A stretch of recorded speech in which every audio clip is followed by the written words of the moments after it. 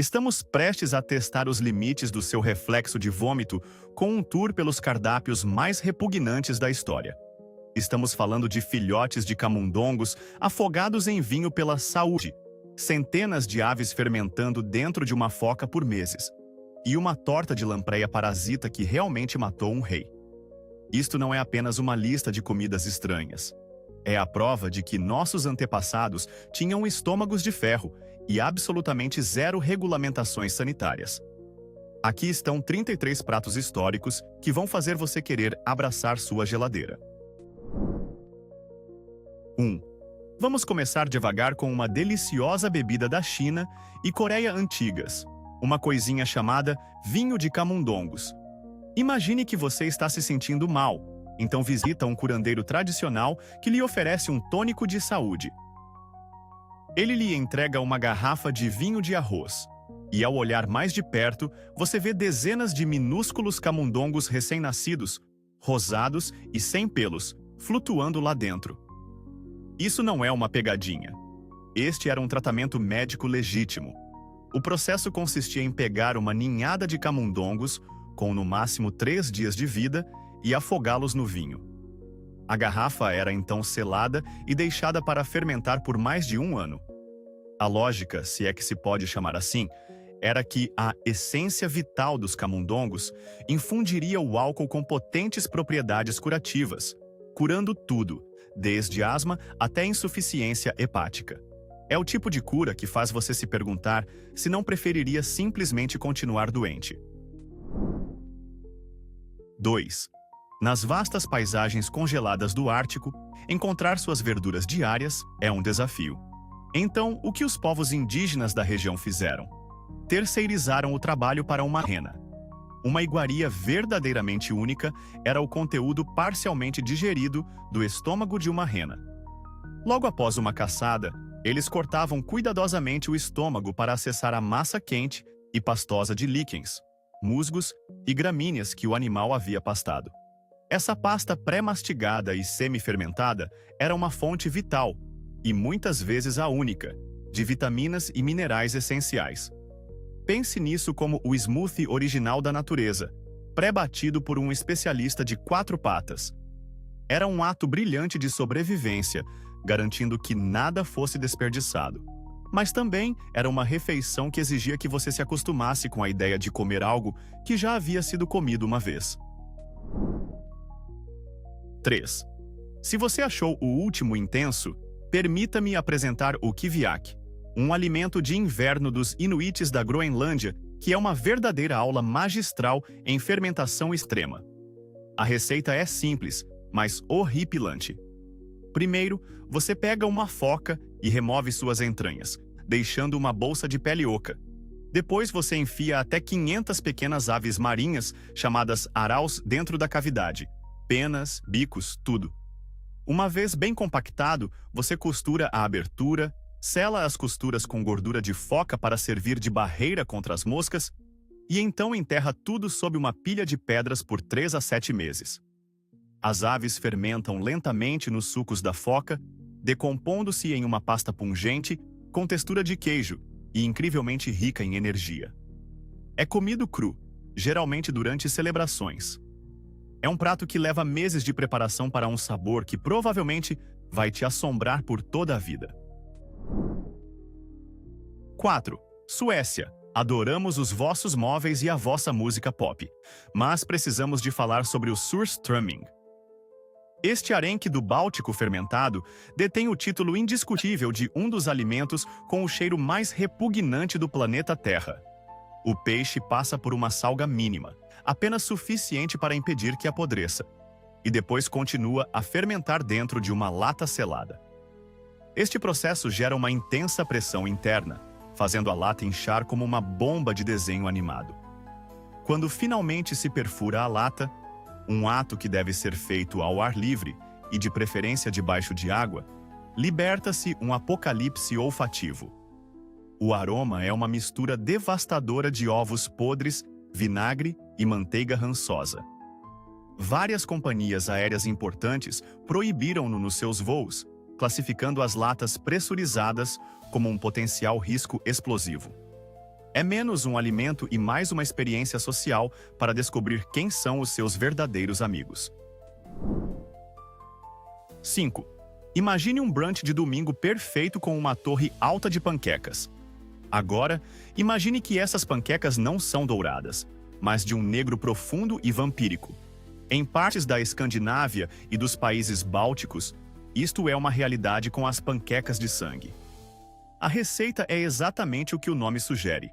Em vez de usar leite ou água na massa, usa-se sangue animal batido, geralmente de porco. Durante séculos, esta foi uma forma perfeitamente normal e engenhosa de garantir que nenhuma parte do animal fosse desperdiçada. A panqueca resultante é fina, salgada e rica em ferro, com um sabor metálico característico.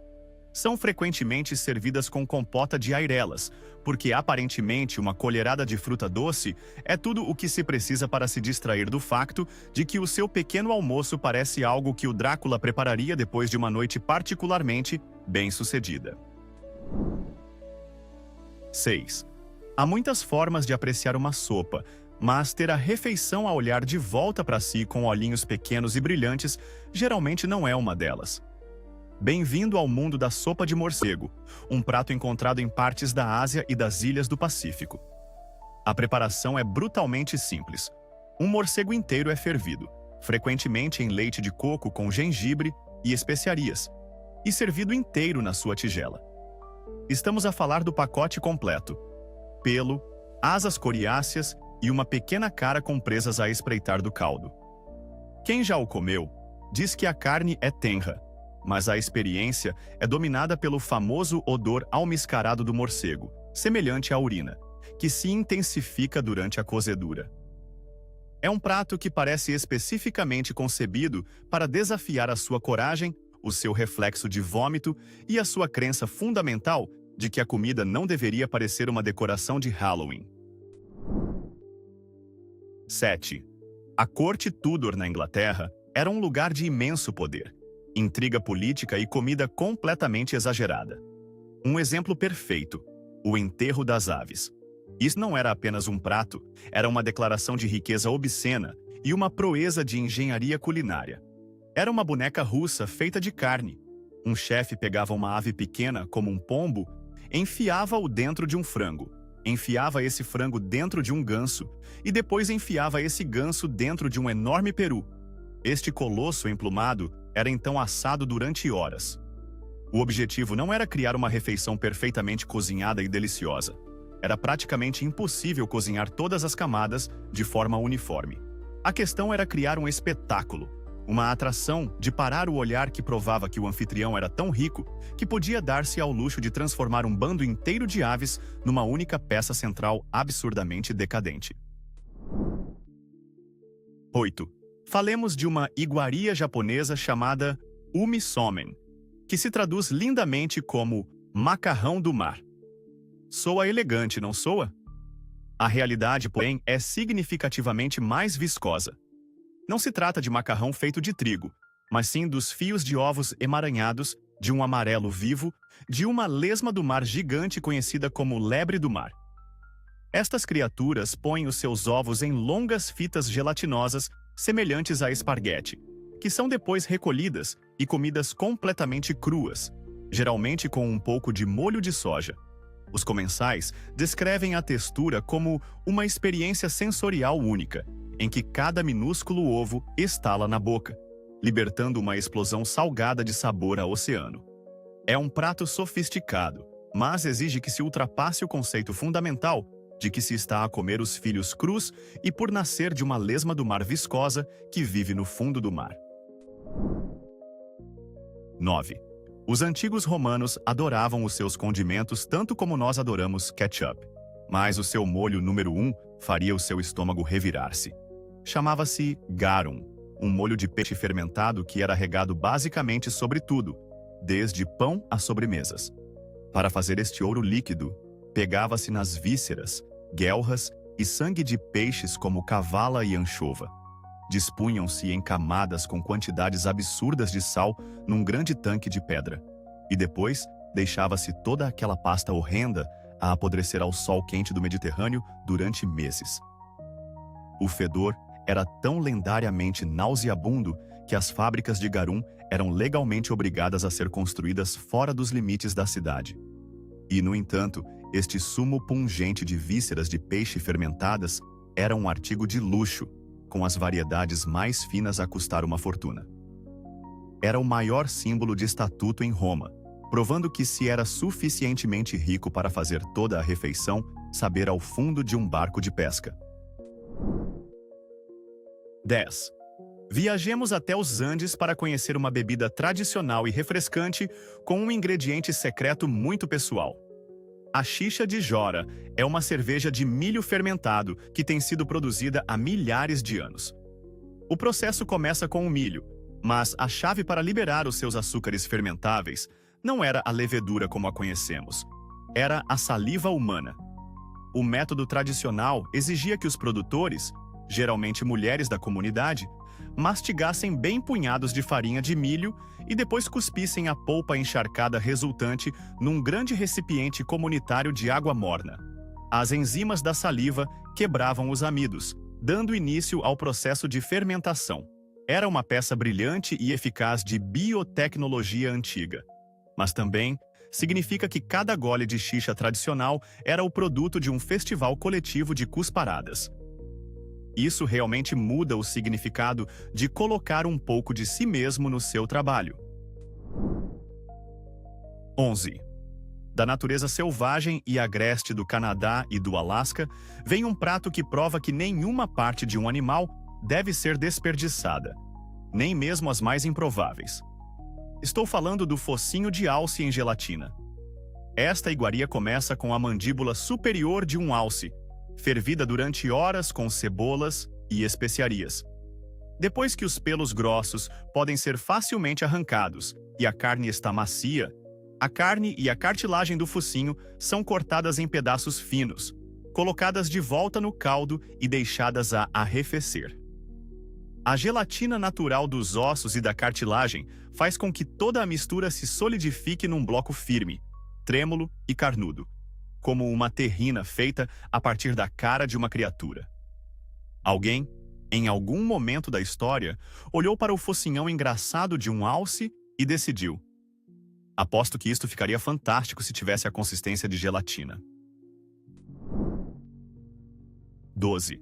A maioria das pessoas envelhece queijo ou vinho. Na Irlanda e na Escócia antigas, envelheciam manteiga, durante séculos, enterrando-a num pântano. Isto é a manteiga de turfeira, um método de conservação de alimentos bizarro e fascinante. Grandes blocos de gordura animal ou manteiga eram embalados em recipientes de madeira ou envoltos em peles de animais, e depois deliberadamente afundados em turfeiras. A química única da turfeira, fresca, com pouco oxigênio e altamente ácida, funcionava como o refrigerador natural perfeito, preservando a gordura durante centenas ou mesmo milhares de anos. E a melhor parte? Quando os cortadores de turfa ou arqueólogos modernos desenterram esses antigos tesouros lácteos, eles ainda são tecnicamente comestíveis. O sabor é descrito como intensamente selvagem, acre e forte, tendo absorvido a essência da turfeira ao longo de milênios. É um petisco mais antigo do que a maioria dos países. 13. O prato nacional da Islândia, hakkarl, não é apenas comida, é uma declaração de guerra contra o bom senso. É feito a partir do tubarão da Groenlândia, uma criatura cuja carne é tão cheia de ureia e outras toxinas que é venenosa se consumida fresca. Então, como é que os vikings a tornaram comestível? Conceberam um plano brilhante, mas horripilante: deixá-la apodrecer. O tubarão é enterrado numa cova rasa e coberto com areia e pedras pesadas, que expulsam os fluidos venenosos ao longo de vários meses. Depois, é desenterrado, cortado em tiras e pendurado para secar durante mais 4 a 5 meses, período durante o qual desenvolve uma crosta espessa e um aroma que só pode ser descrito como uma mistura de amoníaco e morte. Os cubos brancos e borrachentos resultantes fizeram até os mais destemidos apreciadores de gastronomia do mundo recuar de horror. 14. O Império Romano foi construído sobre ideias ousadas, e isso estendia-se aos seus menus de pequeno almoço. Um cidadão romano abastado não se contentava com uma simples papa. Podia começar o dia com um prato de ovos mexidos misturados com ouriço do mar fresco. Este era o auge do luxo matinal. Abriam as criaturas espinhosas para extrair as delicadas ovas salgadas do interior e depois incorporavam-nas suavemente em ovos mexidos cremosos. O resultado era um prato cremoso, salgado e intensamente oceânico, com um sabor que parecia ter sido pessoalmente entregue da cozinha de Neptuno. Era uma ostentação culinária, uma forma de exibir a própria riqueza comendo casualmente tesouros do fundo do mar antes mesmo de se vestir para o dia. A vossa tosta de abacate, de repente, parece muito humilde em comparação. 15. Imaginem assistir a uma opulenta festa do século XVIII, petiscando gelados requintados e saboreando vinho fino, tudo aromatizado com um ingrediente raro e misterioso que valia literalmente mais do que ouro. Esse ingrediente era o âmbar cinzento, que é uma forma elegante de dizer vômito de baleia envelhecido. Ou, para ser mais científico, uma substância cerosa que se forma no sistema digestivo do cachalote, provavelmente para proteger os seus intestinos dos bicos afiados das lulas, e que depois é expelida. Este pedaço flutua no oceano durante anos, curado pelo sol e pela água salgada, até dar à costa com um aroma doce e almiscarado. Era o aromatizante de luxo supremo para sobremesas, perfumes e bebidas. É um conceito verdadeiramente espantoso. Um dos aromatizantes mais procurados e caros da história era essencialmente um cálculo biliar de uma baleia. 16. No Japão, o princípio de não desperdices, não precisarás é levado a uma conclusão espetacular e de cair o queixo. Nos mercados, é possível encontrar um produto que retribuirá o seu olhar. Globos oculares de atum, gigantes, muitas vezes do tamanho de uma bola de bilhar. Não se trata de uma curiosidade.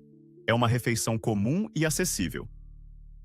Geralmente são cozinhados lentamente numa mistura agridoce de molho de soja, sake e mirim, até que os músculos gordurosos que envolvem o globo ocular fiquem tenros e suculentos. Aqueles que são corajosos o suficiente para experimentar dizem que o sabor é surpreendentemente suave, semelhante ao de lula ou mexilhões. Mas o sabor fica em segundo plano perante a pura audácia visual do prato. É uma refeição que exige que se supere um instinto muito primordial que nos diz para não comer algo que está ativamente a observar-nos enquanto o fazemos. 17. Bem-vindos à Inglaterra vitoriana. Uma época de progresso industrial, etiqueta social rigorosa e comida que parecia ter sido concebida num laboratório hospitalar. Se estivesse doente ou a recuperar de uma enfermidade, a sua querida família poderia trazer-lhe uma tigela de geleia de pata de vitela. Não se tratava de uma sobremesa doce e frutada. Era uma geleia trêmula e translúcida feita pela cozedura prolongada, durante horas, das patas cortadas de uma vaca jovem, até que todo o colagênio e gelatina se libertassem. O caldo resultante era coado, por vezes adoçado com um pouco de açúcar e limão, e depois deixado a solidificar num bloco trêmulo e salgado. Acreditava-se que era incrivelmente nutritiva e fácil de digerir, mas era essencialmente uma gelatina com sabor a carne feita de cascos cozidos. É o tipo de comida reconfortante que provavelmente faria com que a pessoa quisesse melhorar o mais depressa possível só para não ter de comer mais daquilo. 18. Façamos uma viagem ao passado mais recente para falar de um alimento concebido não para o prazer, mas para a punição. Apresentamos o Nutraloaf, também conhecido como pão de prisão. Não se trata de uma receita única, mas antes de um conceito culinário, utilizado em algumas prisões americanas, como medida disciplinar para reclusos indisciplinados. É um tijolo de comida denso e sólido, feito pela mistura e cozedura no forno de um sortido aleatório de tudo o que estiver disponível na cozinha da prisão. Imagine legumes triturados, feijões, pão, talvez alguma carne, tudo amassado num único bloco desolador, nutricionalmente completo, mas totalmente desprovido de sabor. É legalmente reconhecido como fornecendo nutrição adequada, mas o seu propósito é puramente psicológico, ser tão insípido e monótono que quebre o espírito. É a personificação física da palavra mé, transformada em arma sob a forma de controlo comportamental. 19. Durante séculos, marinheiros em longas viagens marítimas e soldados em campanhas extenuantes dependiam de um alimento que era menos uma refeição e mais um material de construção. Chamava-se hardtack, um biscoito simples feito apenas de farinha, água e, por vezes, um pouco de sal, assado até ficar tão denso e resistente como um pedaço de argila cozida. Era praticamente indestrutível e impermeável à deterioração, o que era ótimo para armazenamento a longo prazo, mas terrível para os dentes humanos. Esses biscoitos de ferro eram tão notoriamente duros que os soldados muitas vezes tinham de os partir com a coronha de um rifle ou mergulhá-los em café durante meia hora só para conseguirem mastigá-los. Também eram um lar favorito para os gorgulhos, dando origem à velha piada dos soldados de escolher o hardtack que se mexe menos. 20. Os astecas eram mestres da engenharia, tendo construído a incrível cidade de Tenochtitlan sobre um lago. E quando se vive num lago, aprende-se a comer o que o lago oferece. Isto leva-nos à sua criação única, por vezes chamada de queijo de lago. Não se tratava de nenhum laticínio. Era feito a partir da colheita de espirulina, uma alga azul esverdeada, da superfície do lago Texcoco com redes finas.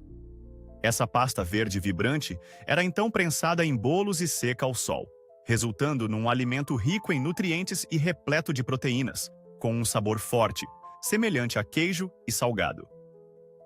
Os conquistadores espanhóis ficaram perplexos com aquilo, descrevendo os astecas a comer o que parecia lama seca. Era uma fonte de alimento incrivelmente sustentável e engenhosa, mas ainda assim é difícil afastar a imagem de alguém a retirar espuma da superfície de um lago e a chamar-lhe queijo. 21.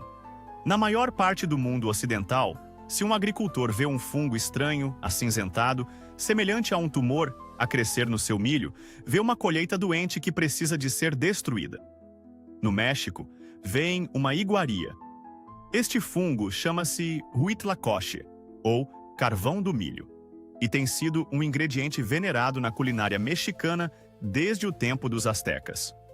O fungo infeta os grãos de milho, fazendo-os inchar em grandes galhas nodosas, de cor prateado-negra, que parecem saídas de um filme de terror de ficção científica. Quando cozinhado, tem um sabor complexo, terroso, fumado e semelhante a cogumelos, que os chefes adoram. É frequentemente chamado de trufa mexicana, um nome que faz o possível para nos fazer esquecer que estamos, de facto, a comer uma deliciosa e escura doença vegetal. É um exemplo perfeito de como a praga de uma cultura é a bênção de outra. 22. Quando os primeiros exploradores e baleeiros se aventuraram pelas paisagens desoladas e geladas da Antártida, encontraram-se num mundo com muito poucas opções de alimento. Mas havia um animal em abundância: o pinguim. Para esses navegadores desesperados, os pinguins não eram aves fofas e desajeitadas. Eram uma fonte ambulante de proteína. Para conservar a carne durante longas viagens, matavam os pinguins, retiravam-lhes a pele e acondicionavam a carne em barris com sal, um processo conhecido como salga. Este método impedia que a carne se estragasse, mas também a tornava incrivelmente dura e intensamente salgada. Era um alimento de pura sobrevivência, uma necessidade sombria num dos ambientes mais hostis da Terra. É um lembrete que nos faz refletir. A nossa visão moderna dos pinguins como mascotes adoráveis é um luxo que aqueles primeiros marinheiros simplesmente não podiam ter.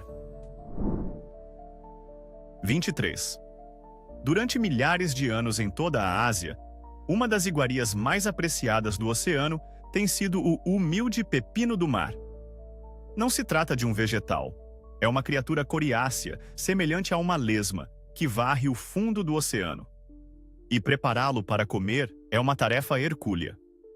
Na sua forma seca, é duro como uma pedra e requer dias, por vezes semanas, de imersão meticulosa e reidratação para se tornar minimamente comestível.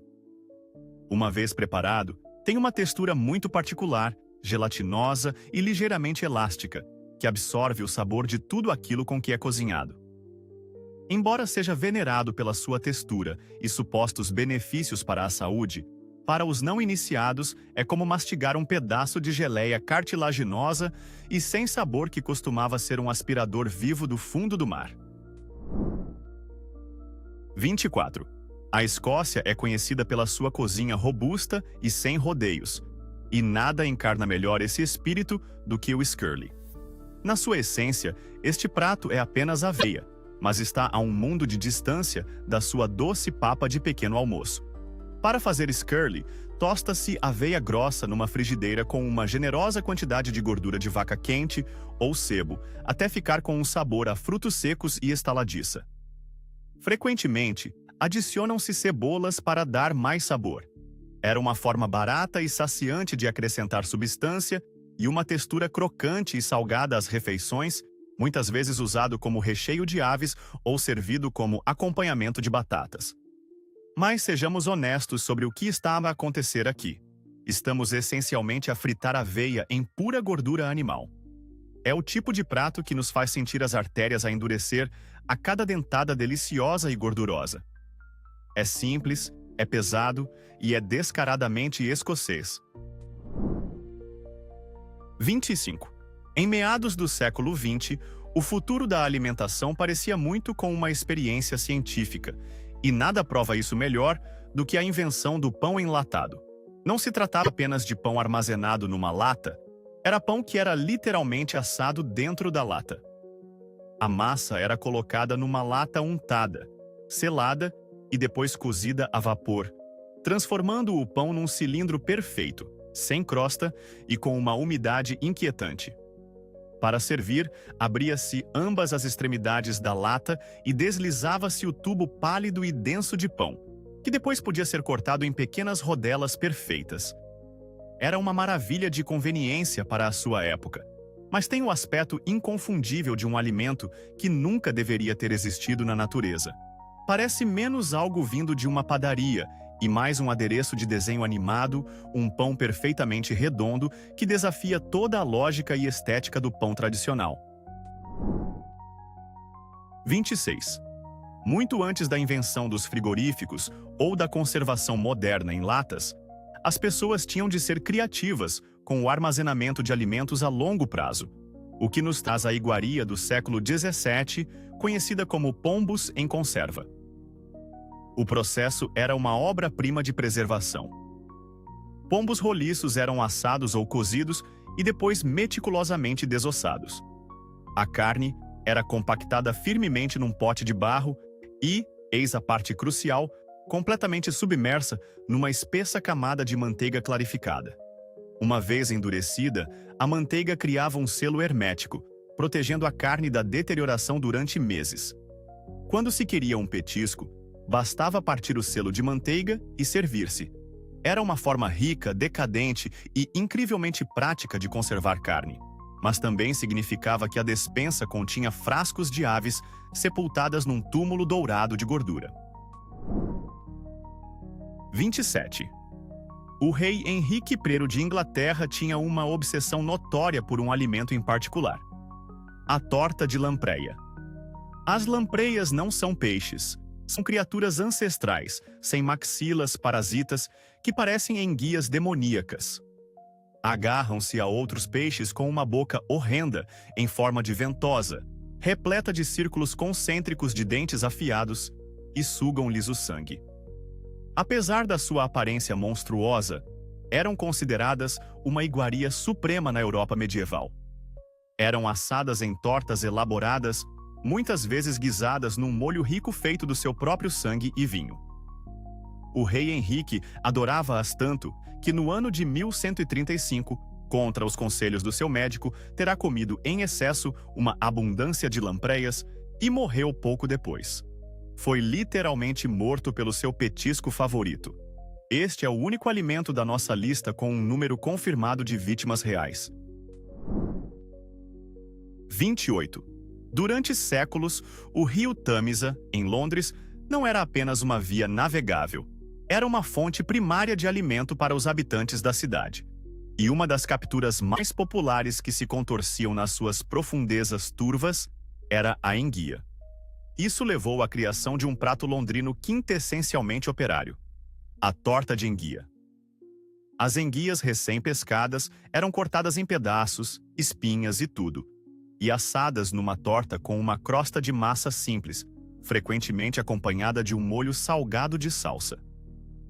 Embora fosse uma fonte barata e abundante de proteína para gerações de londrinos, a ideia de comer uma torta recheada com criaturas fluviais semelhantes a cobras é difícil de vender ao paladar moderno. É um prato nascido da necessidade, uma lembrança de uma época em que se comia o que se conseguia pescar, mesmo que parecesse ter acabado de sair de uma história de horror gótico. 29. Se você acredita que a comida também deve ser uma forma de arte surrealista, então a Stargaze Pie da Cornualha, Inglaterra, é o prato feito para você. Trata-se de uma torta tradicional recheada com ovos, batatas e sardinhas inteiras, que são um tipo de sardinha europeia. Mas é a apresentação que a torna inesquecível.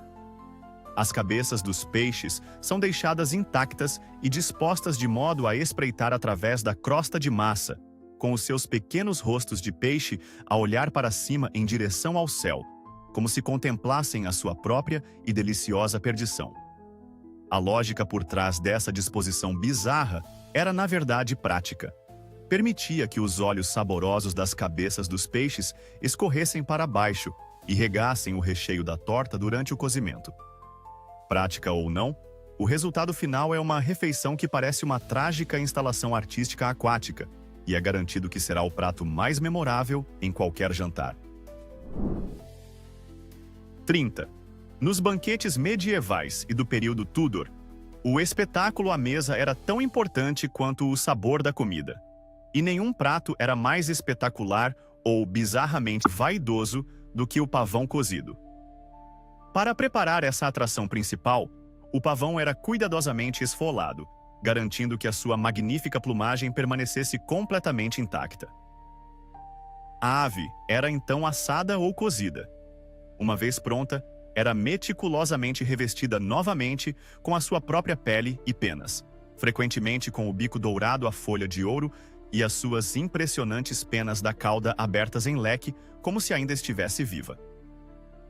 Era então desfilado até ao salão de jantar para espanto dos convidados. O problema? A carne de pavão em si é notoriamente dura, seca e fibrosa. Os convidados estavam, essencialmente, a comer uma bela e incrivelmente mastigável desilusão. Era o triunfo supremo do estilo sobre a substância. 31. Os antigos romanos eram conhecidos pelo seu luxo extremo, e os seus gostos culinários não eram exceção. Um dos exemplos mais absurdos disso era a torta de línguas de papagaio.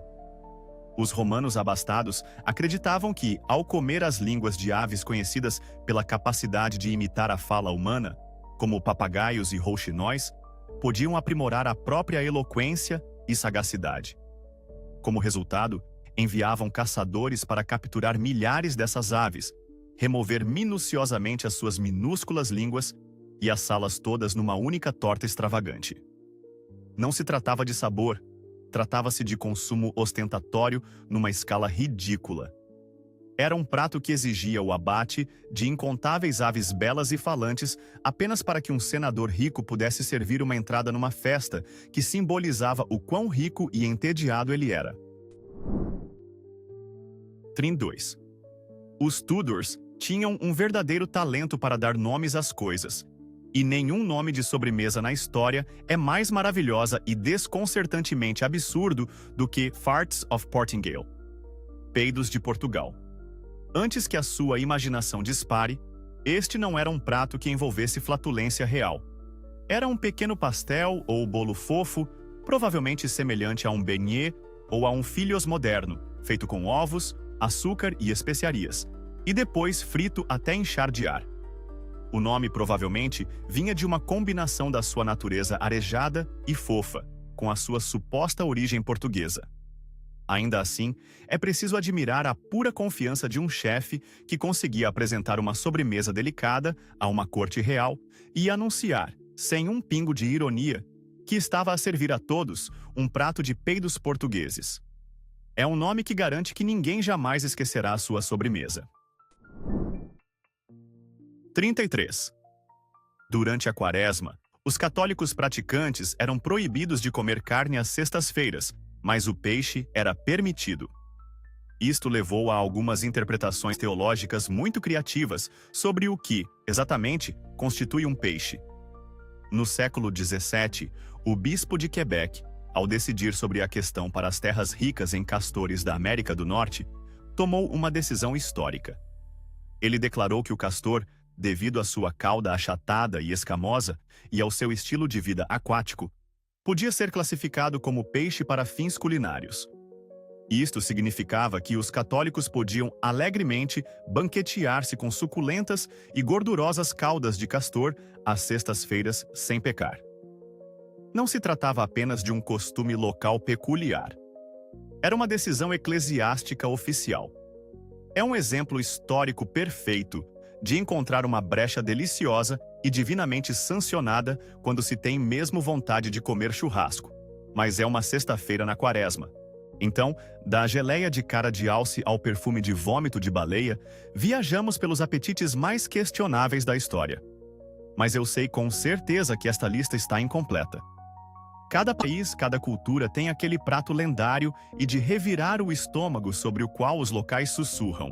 Agora é a vossa vez. Qual é aquele alimento histórico nojento do vosso canto do mundo que foi criminosamente negligente da nossa parte deixar de fora? Exponham os horrores culinários nos comentários. E se tem estômago para mais história que a escola não ousou ensinar-vos, vocês sabem o que fazer com os botões de gosto e de subscrever.